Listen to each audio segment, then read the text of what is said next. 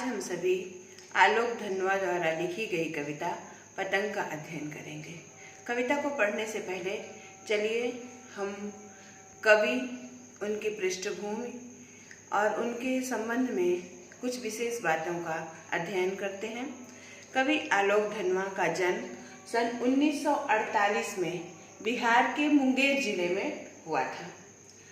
उन्होंने बहुत सारी रचनाएं नहीं लिखी हैं, लेकिन उनकी जो रचनाएं हैं वो बहुत ही स्पष्ट समाज को एक दिशा प्रदान करने वाली कविताएं हैं।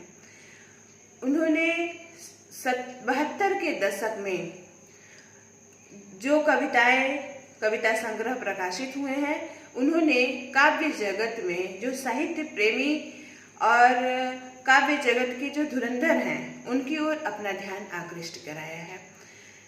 उनकी कविताओं के बारे में हम पढ़ते हैं।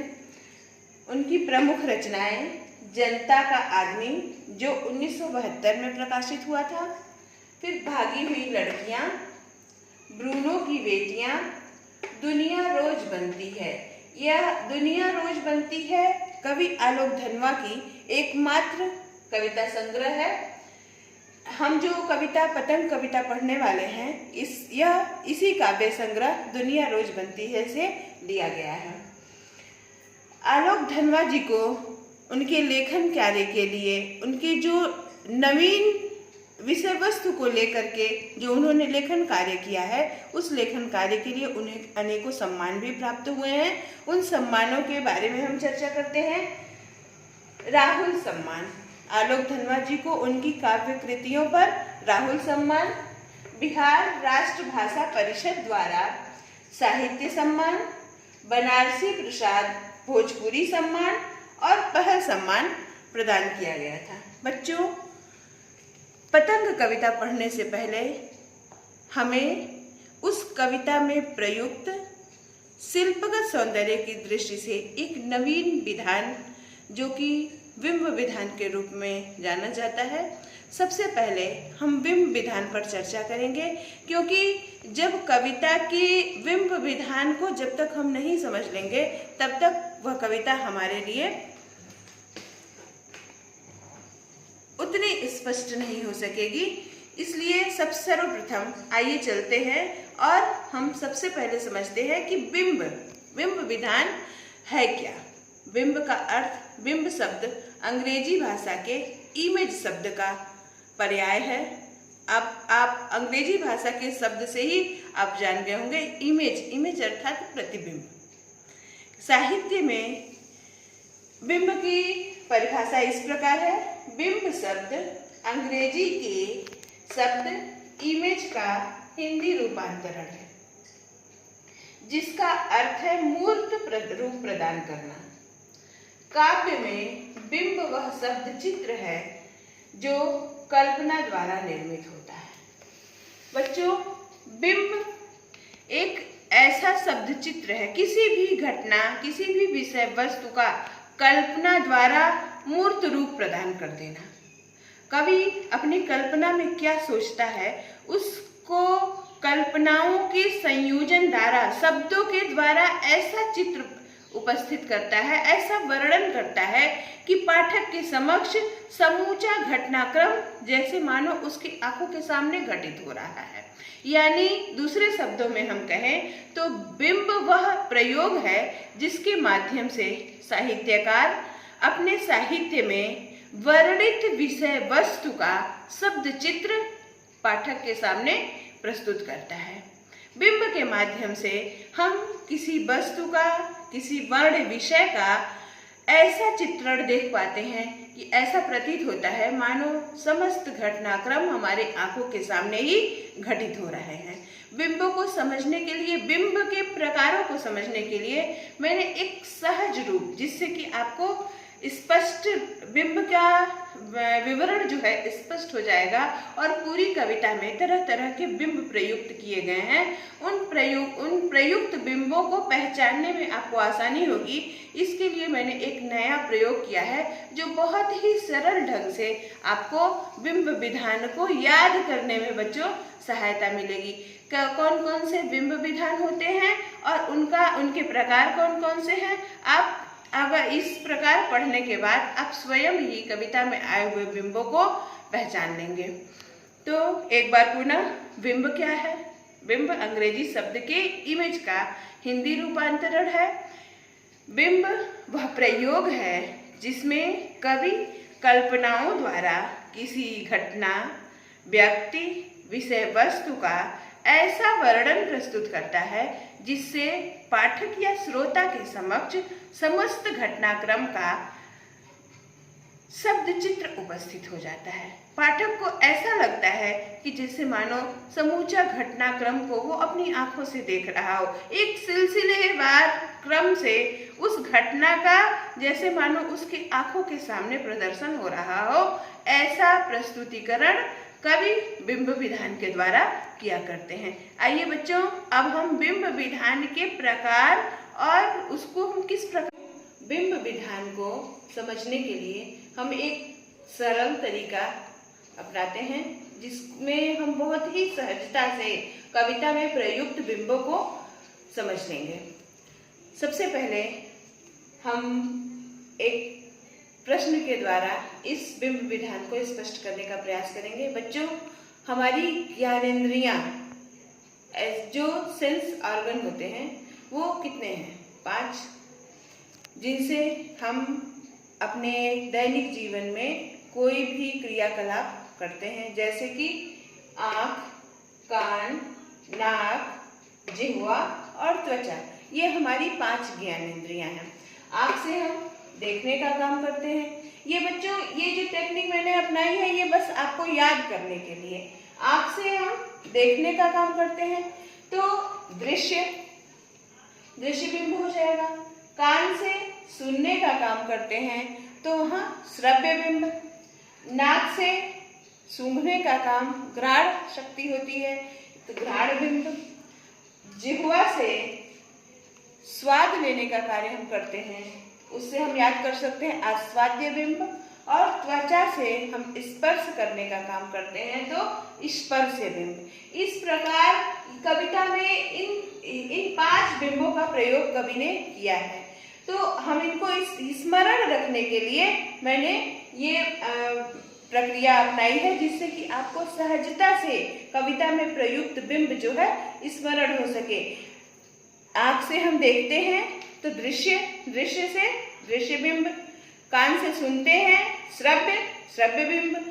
नाक से सूंघते हैं तो घ्राण शक्ति का प्रतीक होता है, इसलिए घ्राण बिंब। त्वचा से स्पर्श करते हैं तो स्पर्श बिंब। और एक होता है आस्वाद्य, जिह्वा से हम स्वाद लेते हैं तो आस्वाद्य बिंब। इसमें एक आस्वाद्य बिंब को छोड़ करके से कविता के विभिन्न स्थलों पर इनमें से 4 बिंबों का प्रयोग कवि ने बहुत ही सुंदर ढंग से किया है। बच्चों, बिंबों के माध्यम से कविता बहुत ही सहज और सरल हो गई है। आइए हम सभी पढ़ते हैं पतंग कविता। आइए बच्चों, पतंग कविता के माध्यम से हम उस दुनिया की सैर करते हैं जहाँ अनंत आकाश में उड़ती हुई पतंगें बच्चों को अनंत कल्पनाओं को प्राप्त करने की, एक ऊंची उड़ान उड़ने की और अपना उद्देश्य लक्ष्य प्राप्त करने की प्रेरणा देती है। पतंग कविता एक ऐसी कविता है जिसमें कल्पना की उड़ान है, तितलियों की नाजुक दुनिया है, सीटियों एवं किलकारियों के माध्यम से बच्चों का कलरव है, पृथ्वी पर ऊंचाइयों पर से गिरने का भय है, फिर उस भय पर विजय प्राप्त करने का भाव है और पृथ्वी का हर कोना बच्चों के कदमों को चूमने के लिए व्याकुल रहता है। इन संकेतों के माध्यम से, इन बिंबों के माध्यम से कवि बच्चों के माध्यम से यह संदेश देना चाहता है कि यदि मानव प्रयास करे तो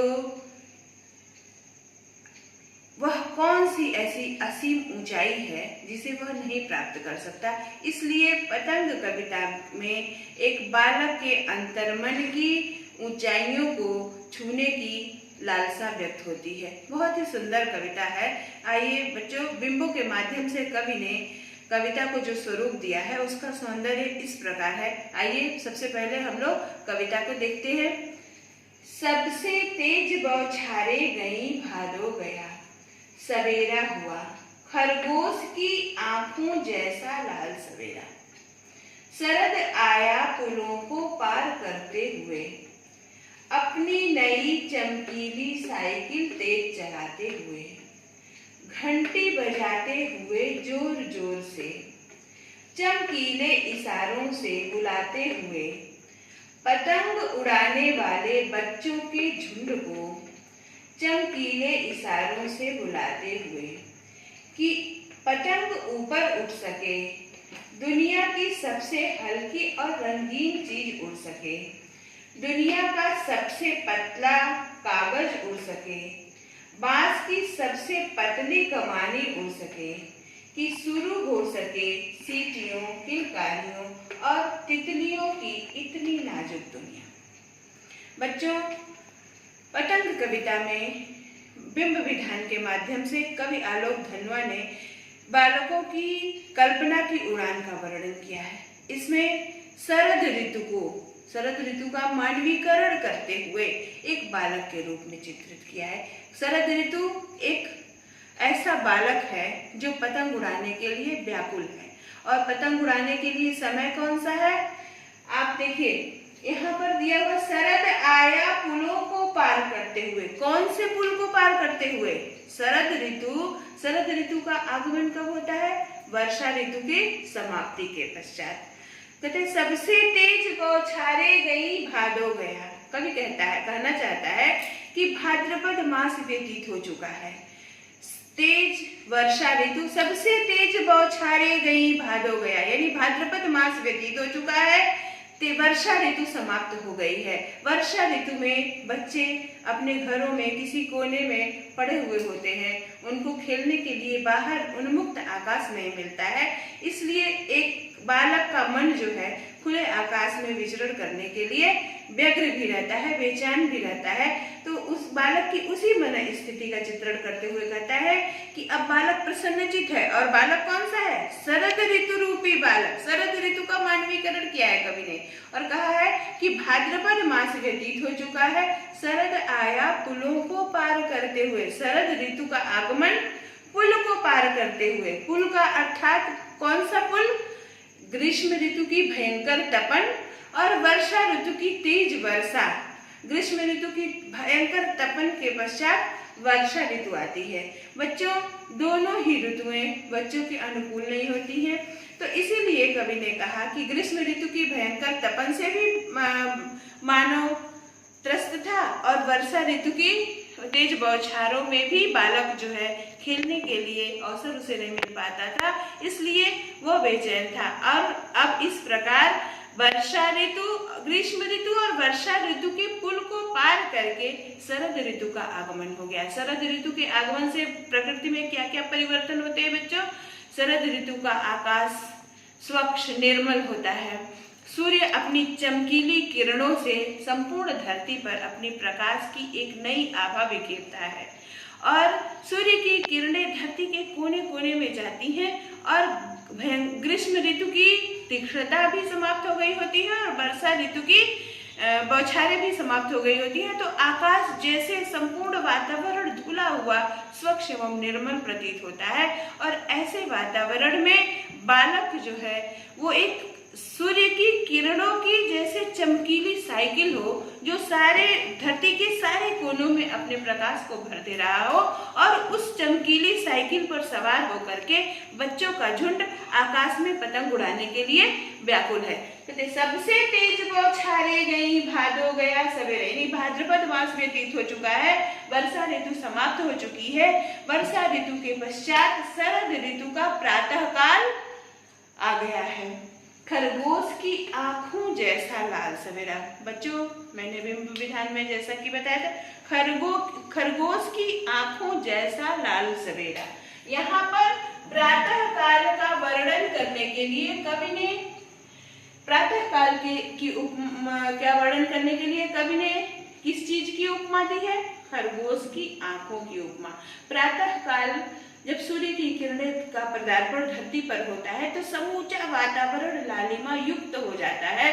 उस लालिमा युक्त वातावरण की तुलना कवि ने खरगोश की आंखों से की है। तो बच्चों, यहाँ पर उपमा अलंकार होगा और दृश्य बिंब होगा।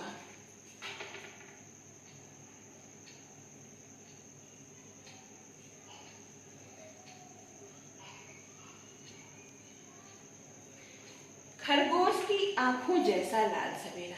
प्रकृति के लालिमा युक्त सौंदर्य का वर्णन करते हुए कवि कहता है कि कवि प्रातः काल का वातावरण कैसा लग रहा है? देखने पर ऐसा लगता है कि जैसे खरगोश की लाल लाल आंखें हों। यानी प्रकृति की लालिमा युक्त वातावरण का वर्णन करने के लिए कवि ने खरगोश की आंखों की उपमा दी है।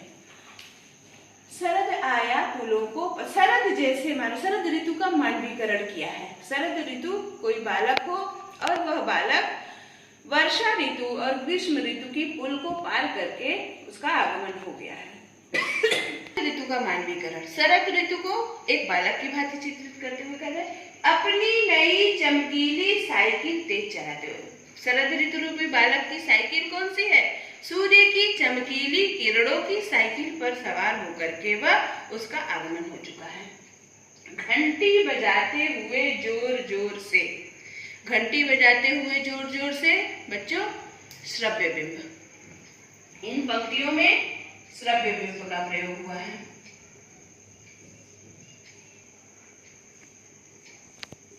पुनरुक्ति प्रकाश अलंकार। घंटी बजाते हुए जोर जोर से, यानी वह बालक अपनी सूर्य की चमकीली किरणों रूपी साइकिल पर सवार होकर के जोर जोर से घंटी बजाते हुए पतंग उड़ाने वाले बच्चों के समूह को आमंत्रित करता है कि आओ और मिल करके इस मनमोहक वातावरण में हम पतंग उड़ाते हैं। पतंग उड़ाने का सबसे अनुकूल समय आ गया है। बच्चों, घंटी बजाते हुए जोर जोर से, पूरी पंक्ति में श्रव्य बिंब है। घंटी बजाना सुनने का कार्य हो रहा है, तो यहाँ पर श्रव्य बिंब का प्रयोग किया गया। चमकीले इशारों से बुलाते हुए, वह सूर्य की किरणों की चमक से वातावरण में जो स्वच्छता एवं निर्मलता, जो प्रकाश, जो तेज व्याप्त है, वह वातावरण ही जैसे मानो बालकों को सम्मोहित कर रहा है, अपनी ओर आकर्षित कर रहा है कि बच्चों आओ और पतंग उड़ाने का यह सबसे अनुकूल समय है। चमकीले इशारों से बुलाते हुए पतंग उड़ाने वाले बच्चों के झुंड को चमकीले इशारों से बुलाते हुए अपने वातावरण की निर्मलता, प्रकृति जैसे मानो उन बालकों के समूह को आमंत्रित कर रही है कि आओ और अब हम सभी मिलकर के पतंग उड़ाते हैं, क्योंकि पतंग उड़ाने का यही सबसे अनुकूल समय है कि पतंग ऊपर उठ सके। ये ऐसा वातावरण है, ऐसा मनमोहक सुरम्य वातावरण है जिसमें पतंग जो है आकाश की अनंत ऊंचाइयों तक विचरण करेगी, दुनिया की सबसे हल्की और रंगीन चीज उड़ सके। यहाँ पर कवि ने पतंग को दुनिया की सबसे हल्की और रंगीन चीज की उपमा दी है। उपमा अलंकार होगा और कहते हैं कि दूर आकाश में अनंत तक विचरण कर सकती है हमारी जो रंग बिरंगी पतंग है। बांस की सबसे पतली कमानी उड़ सके। बच्चों, पतंग में प्रयुक्त बांस की जो पतली कमानी होती है वह भी बच्चों के उत्साह के साथ साथ आकाश में दूर ऊंचाई तक विचरण करेगी कि शुरू हो सके सीटियों, किलकारियों और तितलियों की इतनी नाजुक दुनिया। यानी पतंग, जब आकाश में पतंग उड़ाते हुए बच्चों का समूह एक साथ मिल करके पतंग उड़ाता है और एक दूसरे के पतंग को देख करके उनके अंदर एक हर्षोल्लास व्याप्त हो जाता है। वो सीटियां बजा बजा करके, तालियां बजा बजा करके और एक दूसरे के पतंग को आकाश में उड़ते हुए देख करके इतनी जोर से सीटियां मारते हैं, किलकारी भरते हैं। तो इस प्रकार पतंग के माध्यम से आकाश को देखने पर ऐसा प्रतीत होता है कि जैसे असंख्य रंग बिरंगी तितलियां आकाश में उड़ रही हों और संपूर्ण वातावरण बच्चों के कलरों से, उनकी सीटियों से, उनकी किलकारियों से, उनकी मनमोहक आवाज से गूंज उठता है और संपूर्ण वातावरण में एक मनमोहकता व्यक्त हो जाती है जो बच्चों की किलकारियों से गूंजने लगता है। वातावरण आकर्षित हो जाता है। शरद ऋतु और ग्रीष्म ऋतु और वर्षा ऋतु की नीरसता समाप्त हो जाती है और वातावरण मनमोहक एवं आकर्षक हो जाता है। यही चित्रित करने का प्रयास इस कवि ने अपनी कविता में किया है। पतंगों के माध्यम से दूर अनंत आकाश में ऊंचाइयों तक पहुंचने का भाव व्यक्त किया है। धरती पर रंगीन और पतला कागज आकाश में उड़ने के माध्यम से हम अपने छोटे छोटे प्रयासों के द्वारा आकाश में अनंत ऊंचाइयों को प्राप्त कर सकते हैं, इस प्रकार का संदेश देता है। बच्चों, इस पूरे पैराग्राफ में दो जगह कवि ने बिंब का प्रयोग किया है। एक खरगोश की आंखों जैसा लाल सवेरा प्रातःकालीन दृश्य को चित्रित करने के लिए खरगोश की आंखों की उपमा दी है और दूसरा घंटी बजाते हुए जोर जोर से, जैसे साइकिल की घंटी बजाने में ध्वन्यात्मक बिंब ध्वनि उत्पन्न होती है, वहां पर श्रव्य बिंब का प्रयोग किया गया है। जोर जोर में पुनरुक्ति प्रकाश अलंकार है। इशारों का मतलब संकेतों के माध्यम से है। इस प्रकार इस पूरे पैराग्राफ में सुंदर बिंबों के संयोजन के द्वारा कवि ने शरदकालीन आकाश का, शरदकालीन वातावरण का बहुत ही सुंदर एवं मनोरंजन चित्र हम सभी के समक्ष उपस्थित किया है।